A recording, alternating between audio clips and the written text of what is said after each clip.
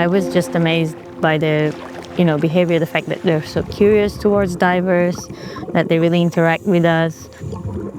I was just not expecting them to be so friendly.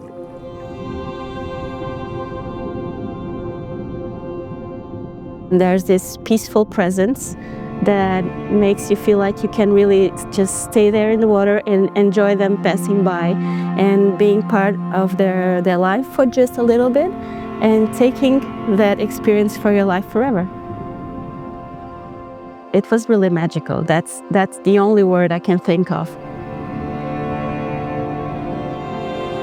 Every encounter with these animals, it's memorable. Like every time that they really choose to come to you and turn their eye, look directly at you, I think it's at least to me still as special as the first time. It's just such a privilege to be able to share those moments with an animal like this.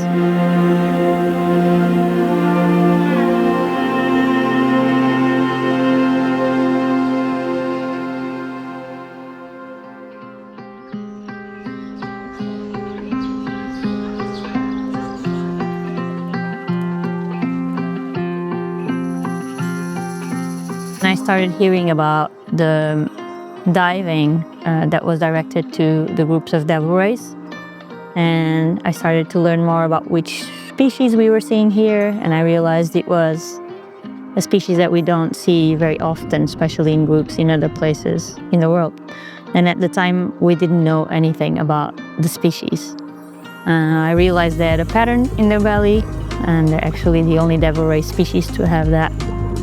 And that's what inspired me to try photo ID, and that's how Manta Catalog Azores started.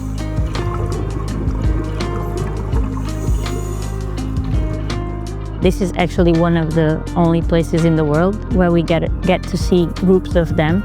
They're here every summer from June to beginning of October, and during this period the probability of encountering them is really high. So it provides such an amazing access to these animals in their natural environment. I think what makes me so passionate about this work is the fact that we're dealing with species that are really endangered, but there's so much we don't know about them.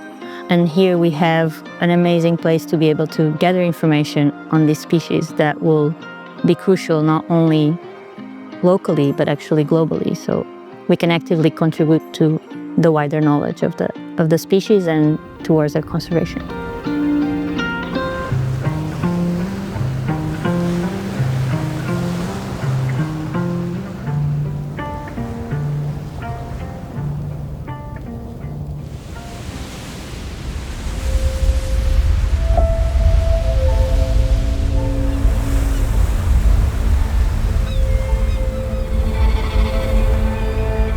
Manta and devil rays face a number of direct and indirect threats, but by far the most concerning one is overfishing and fishing-related mortality.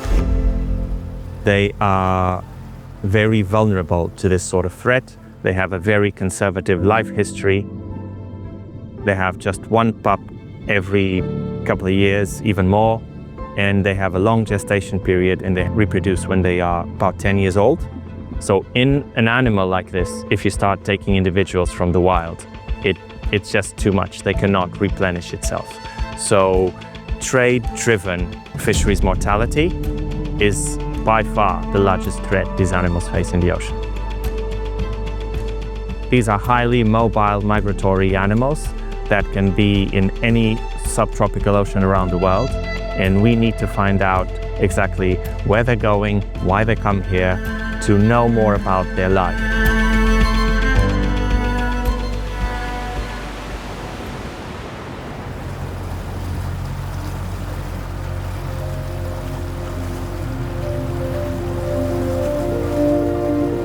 Antes ainda rapaz muito novo, antes de ver uma, então contávamos as histórias que as jamantas, eles nem diziam animal, era um bicho, era um bicho.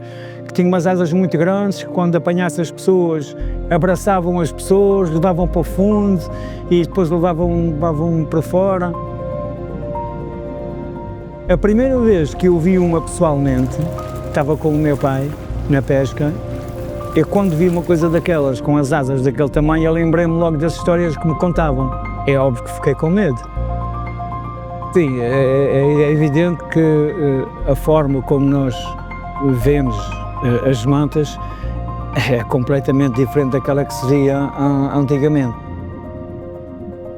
Depois, conforme foi passando os anos, foi aparecendo pessoas que iam para a água, foram aparecendo investigadores, foram aparecendo, quando chegou as notícias que Santa Maria era um dos pontos onde passavam muitas mantas também. Informações que eu, particularmente, fui uma pessoa que sempre gostei de estar informado a qualquer tipo de espécie que viva no mar.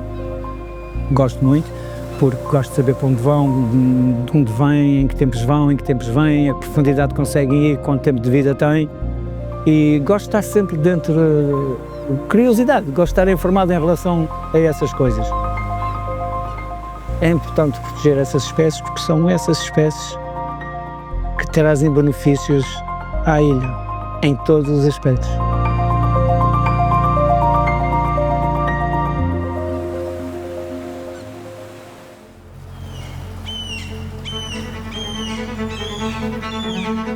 Mas desde sempre que gosto do mar, sinto-me bem no mar, sou daqueles que enjoa em terra, por isso que sempre posso vou para o mar.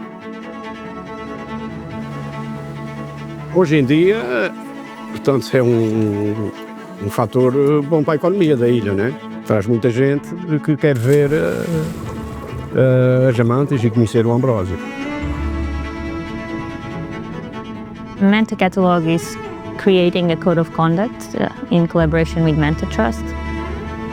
Whoever comes here, even if they have never thought about it, they can have access to it, they can get more information, they can make sure they interact with rays in a very respectful way, which will make their encounter better. Hopefully this will at some point be the tourists demanding this and not necessarily anyone else having to put the enforcement. Julgo que sim, julgo que também regulamentado é melhor, né? Com regras tudo corre melhor. Mas também é preciso ter cuidado, se for um turismo em massa pode prejudicar mesmo até os próprios animais, o bem-estar deles. So the Code of Conduct is a set of rules or recommendations on how you should behave when you encounter one of these animals in the water. What you can do to make sure you respect their space as much as possible, that you're not stressing the animals, and how you can actually also contribute to the research that is being done here.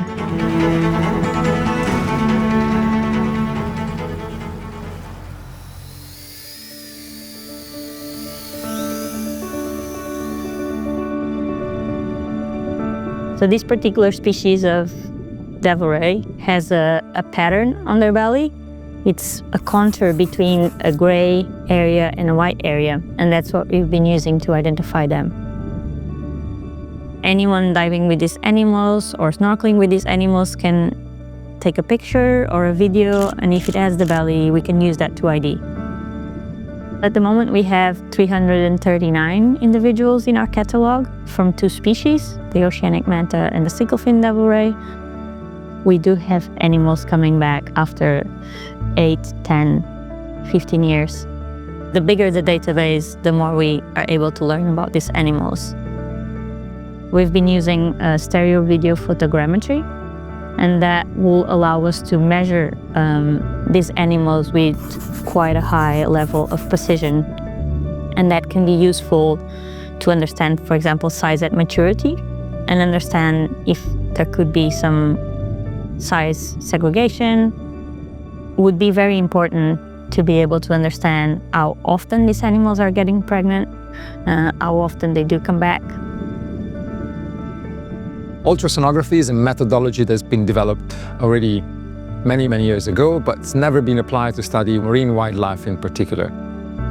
But with recent technological advances, we are now able to use this method to study the reproductive ecology of marine wildlife such as manta rays directly in their natural habitat.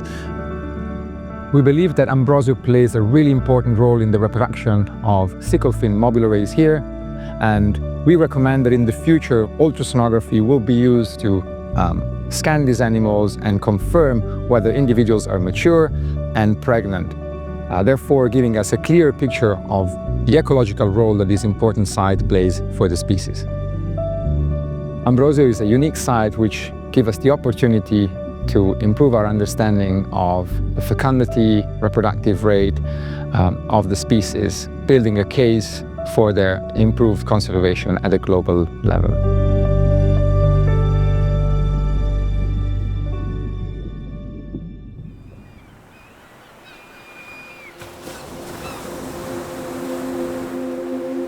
It makes you feel small in this world because you get to realize how small we are and how big our impact can be.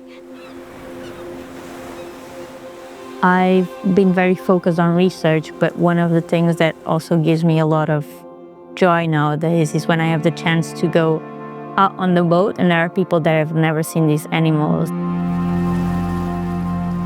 From the moment they get out of the water, there's no way they're not going to be ambassadors for their conservation. When you establish that emotional connection, that's what gets to people and make them, more worried and care more about the conservation of these animals. I think they inspired me and all the people that were on the boat to just, step it up a little bit more, to respect the environment even more, and to be part of the life that they have in a positive way. If we use the sicklefins as a flag species for the protection of these habitats, we actually contributed for the conservation of all the other species that depend on the same habitats as well. We all can make a difference. Even if it's just a small difference, we can all make a difference in their lives. My hope for the future of devil rays in the Azores is that we can be an example when it comes to responsible tourism to see these animals, but also that we can have a tight connection between tourism and research and conservation.